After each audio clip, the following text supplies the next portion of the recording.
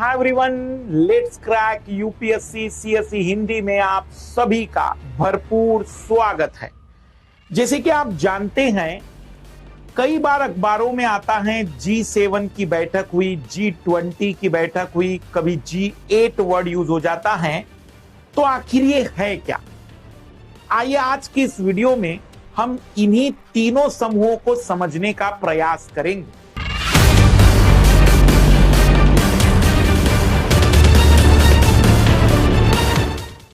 सबसे पहले हम जानने की कोशिश करेंगे कि G7 मतलब क्या।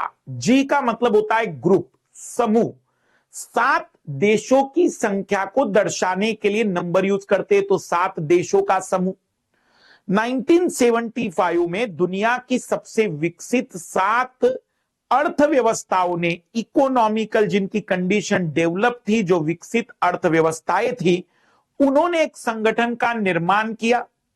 7 देशों में कनाडा, यूएसए, 2 देश उत्तर अमेरिका के, 4 देश यूरोप के थे, फ्रांस, ब्रिटेन, जर्मनी और इटली, और एक एशिया का जापान।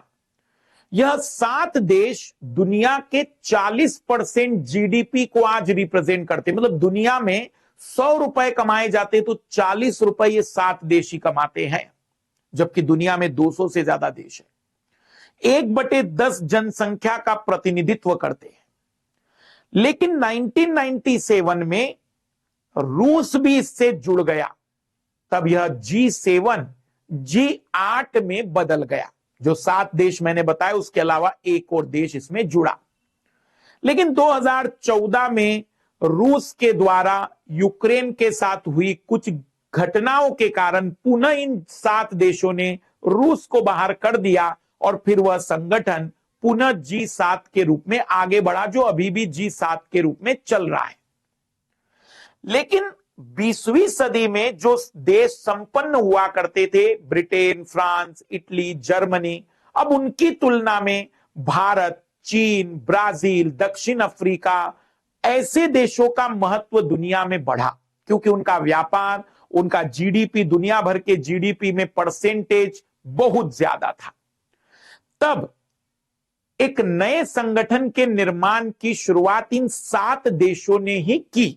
उन्होंने अपना 7 का ग्रुप तो बनाए रखा, लेकिन उन्होंने एक नए संगठन की शुरुआत की, जिसमें विकसित और विकासशील दोनों राष्ट्र रखने का लक्ष्य रखा, और इसका नाम रखा G20, जिसे 1999 में बनाया गया।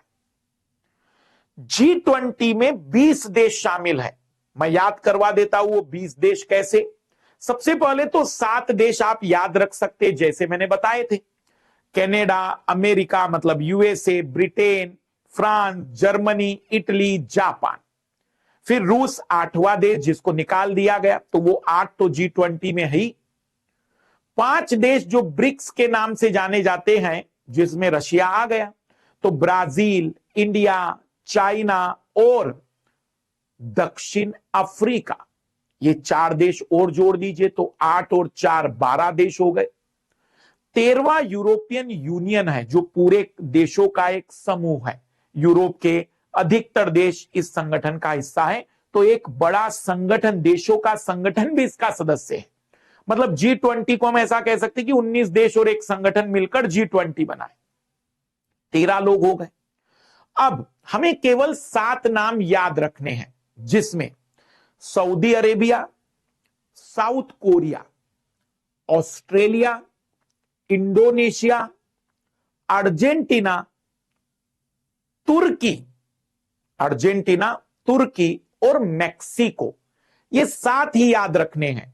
जैसे उत्तर अमेरिका में मेक्सिको याद कर लीजिए, दक्षिण अमेरिका में ब्राजील और अर्जेंटीना आ गए, ऑस्ट्रेलिया आ गया, इंडोनेशिया आ गया, उसके बाद फिर तुर्की, सऊदी अरेबिया और साउथ कोरिया, ये 3 देश आप ऐसे याद रख लीजिए।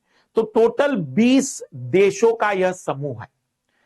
दोनों ही संगठन अभी भी अस्तित्व में हैं, बढ़िया काम कर रहे हैं, लेकिन G20 का महत्व ज्यादा है, क्योंकि दुनिया के 85% जीडीपी का प्रतिनिधित्व करते हैं ये 20 राष्ट्र। मतलब दुनिया में 100 रुपए कमाए जाते तो 85 रुपीज यही 20 देश कमाते। दुनिया की 2/3 आबादी को रिप्रेजेंट करते हैं, दुनिया की 2/3 आबादी को। दुनिया में जितना इन्वेस्टमेंट होता है या जितना व्यापार होता है, उसके 75% व्यापार को यही 20 देशों के माध्यम से किया जाता है, और इसीलिए इस 20 देशों के द्वारा लिए गए निर्णय पूरी दुनिया पर प्रभाव डालते हैं। लेकिन दोनों में एक बड़ा अंतर है। G20 एक ऐसा मंच है जिस पर दुनिया के सभी विषयों पर चर्चाएं होती है।